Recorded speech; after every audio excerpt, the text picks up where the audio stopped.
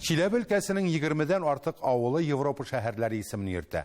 Лейпциг, Берлин, Париж, Варна, Фершампенуаз. Аларның төп халкы 18-нче гасыр башында бирегә дәүләт чиген саклауга китерелгән хезмәтче казакларның нәселләре, керәшен татарлары. Көньяк Уралга беренче булып Кассел бистәсендә яшәүчеләрнең ата-бабалары килгән дип фараз итә җирле халык.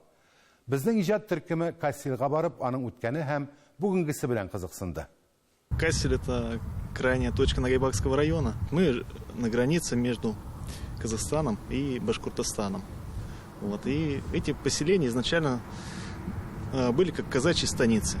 Вот. И наш поселок имел номер 1 порядковый. Оренбург казак гаскәрләренә беренче посты буларак 1842 елда нигез салынган бистәгә Кассель исеме Наполеон армиясы белән рус гаскәрләренең сугышы истәлегенә бирелә. Ул сугыш 1813 елның сентябрендә Германияның Кассель шәһәре янында була. Бистәнең икенче исеме Киләй. На территории нашего поселения проживает 1225 человек. Среди них основная масса, наверное, это Нагайбаки. Ана теге урталыкта Закар Петр дигән кешеләр бар, ана шунда инде пуплар килеп, табакта безне куендырганнар. Табакта куендырып, креста киртмәгәнне шу яраган. Шуның белән яшибез инде, крещенный, настоящий крещенный. Бу җирлектәге халыкның тарихы, көнкүреше, мәдәнияте һәм гореф-гадәтләре турында мәгълүматны музейда белергә мөмкин. Ул борынгы казак йортында урнашкан. Авылның тарихи истәлекле урыны булган бу бинага 100 елдан артык. Бу өйдә ни генә булмады. Складта булды, зерноток шикелле дә булды, амбулаториядә булды, детский садикта булды. Надежда Хижняк бу йортның кайчандыр хуҗасы булган хезмәтче казакның оныкчыгы. Минем прапрадедның Ишимов Петр Савичның буган 7 бала. 7 бала бугачын алар бит инде үсе, семья олы, 17 кеше буган инде семьялары. Мал асраганнар. Ну и мал күп бугачын буларны кулаки дип раскулачить иткәннәр.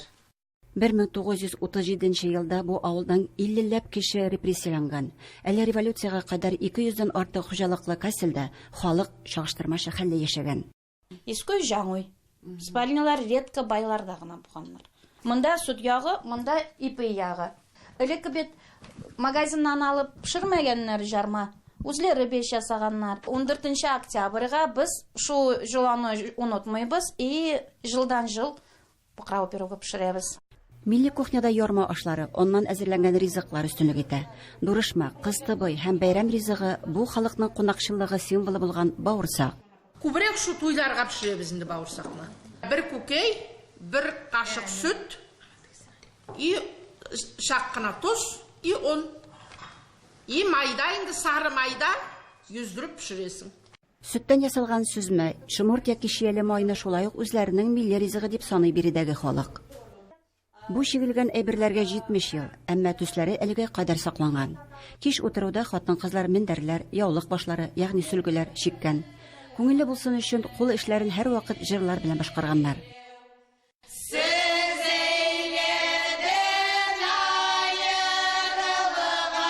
Ширик гасырга якын инде Нагайбак районының гына түгел, Чиләбе өлкәсе сәхнәләрендә чыгыш ясый Өмет ансамбле. Төрле шәһәрләрдә оештырылган күп санлы фестивальләрдә дә актив катнаша. Үзара аралашып, сәхнә киеменә үзләштергәннәр. Әмма Кассел хатын-кызларның киеме башкача булган ди ханымнар. Легендә булай итеп бәйләмәгәннәр, саулык бәйләгәннәр. Ну, хәзер менә шулай инде. Мондай булай инде. Алчыбракны бәйләгәннәр инде. Итәкле күлмәк кигәннәр шушылай. Чиләбе өлкәсендә керәшен татарлары нигездә Чебәркүл һәм Нагайбак районнарында яши. Әмма алар бер-берсеннән нәрсә белән булса да аерылалар ди музей хезмәткәре Татьяна Яковлева. Бу аерымлыкларны алар ата-бабаларының Көньяк Уралга төрле территорияләрдән күченүләре белән бәйли. Ә Кассел халкы тамырлары каян икәнлеген яхшы белә. Татарстаннан инде Башкирияга калганнар, Башкириядән инде Анна Иоанновна издала указ и все, безнекләр кигәннәр. По приказу бугачын миштеп пешеп утырган, ипи дә калган. Бала чагаларны жукудан уятып арбага тиеп, монда ip кигәннәр.